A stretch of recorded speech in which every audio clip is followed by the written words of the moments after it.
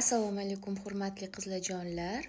Hozir sizlar bilan birgalikda Yangi yil dasturxonidan keyin har xil norin, somsa, salatlardan charchagan oshqozonimizga rohat beradigan taomni tayyorlab ko'ramiz.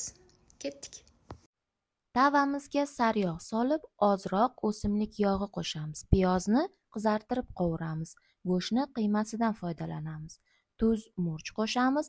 Yaxshi qovurib 15 daqiqa bir oz suv qo'yib dimlaymiz.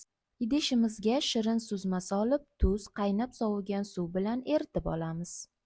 Bu orada gazda qaynab turgan suvimizga tuz qo'shib, oldindan tayyorlab olingan ugra xamirlarini pishirib olamiz.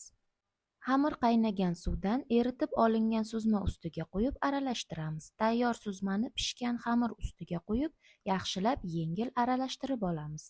Tayyor massani kosaga suzib, qaylasidan qaynatilgan loviya va ko'katlardan solamiz. Chiroyli dasturxon solib, hammani kechki ovqatga chaqiramiz. Bu ovqatni bolalarim yeb ko'rmagan va ularga yoqmagan. Bu ularning eng ko'p aytadigan gapi. Shuning uchun ularga alohida ovqat tayyorlab berganman. Lekin bu taomni dadajonimizni buyurtmalariga ko'ra tayyorlaganman. Hammaga yoqimli ishtaha.